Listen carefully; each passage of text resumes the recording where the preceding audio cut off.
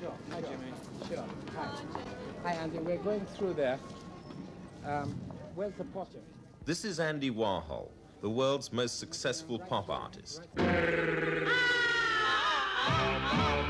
Everyone is dancing, yes and gay.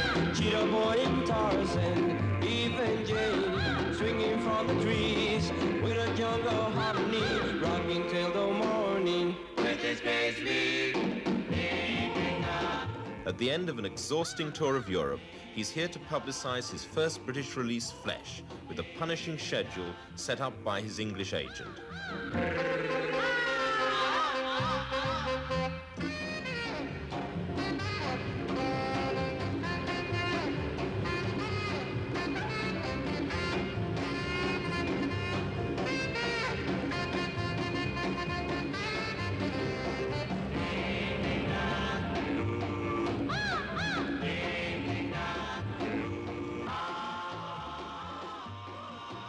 Jane Forth, a 17-year-old high school dropout, is the latest in a long and colourful line of Andy Warhol's discoveries.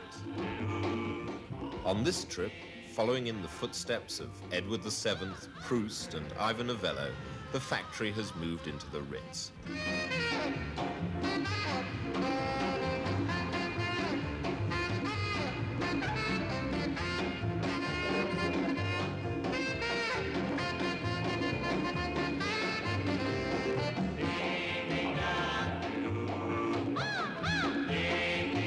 Here they've got their usual rooms on the first floor, where they dump their bags and sharpen up their images.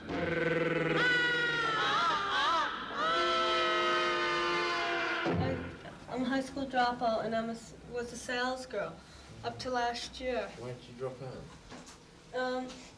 Because I needed money. I did the film and it turned out good, in which they didn't want to use me in the beginning. Did you see Trash yet? No, what's it about? Story of a junkie and the everyday episodes that go on in his life. I think it's a comedy, but most people find it very depressing.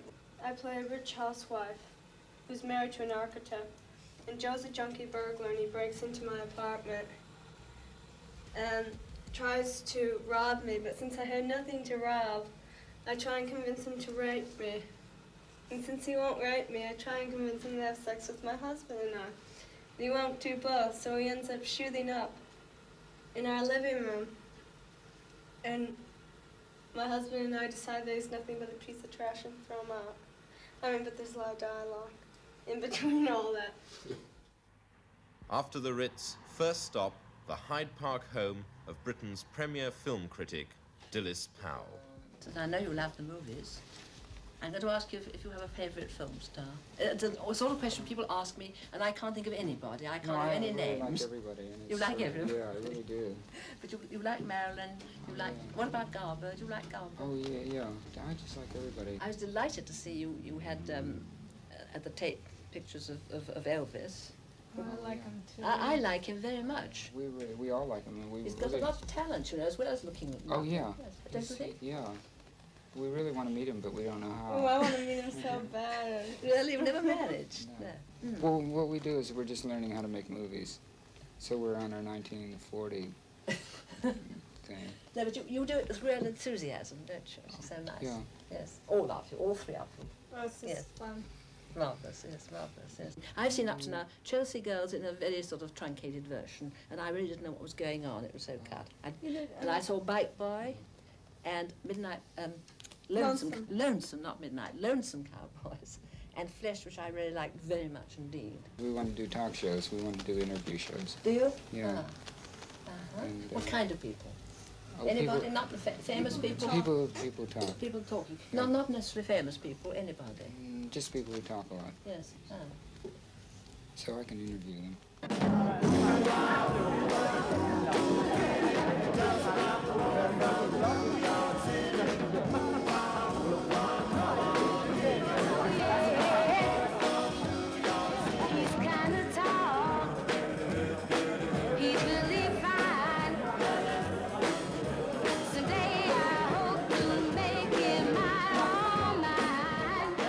If there's one thing better than a Warhol on your wall, it's a Warhol at your party.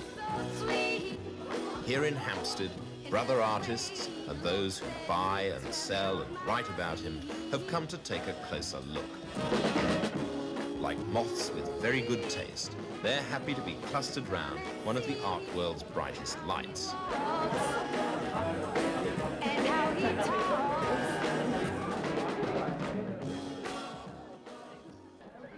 Andy doesn't really like parties, but it was persistent party-going that brought him his first commissions.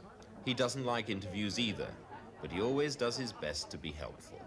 Andy used to instruct interviewers, just tell me the words you want me to say, and I will repeat them after you. But not anymore. These days, Andy is prepared to struggle for an answer. I've noticed in reports of newspaper interviews, you don't seem to like to talk about your pictures. Oh, I guess I haven't done them for about 6 years, and I guess that's why. The last picture I did was, I don't know, 6 years ago. Your first major picture was called Sleep, and I believe it was 8 hours straight filming of a man asleep. Yeah, it was John Giorno. He's a sort of a telephone poet in New York now. Why did you decide to just shoot somebody sleeping for 8 hours? Well, he just said that he sleeps so soundly, and you can just put, he falls asleep, and he left his door open in New York, which is so strange, because he just left his front door open. You could just walk right in. So he said I could do it any night, and so I did. Out of that, John became the highest paid actor ever for anything, because really? I gave him painting, and he sold it a couple months ago for $40,000. And actually, he just didn't have to work at all, or slept. I mean, a number of your films have had things like fellatio and group sex, and things that most people think of as perversions. Why is it that you have these things in your film? Oh, well, I just always turn the camera on. I don't have anything to do with telling them what to do. Yeah, but I mean, you take a camera to a certain place, don't you? Well, we happen to be, going to a certain place or something. It has nothing to do with what they do.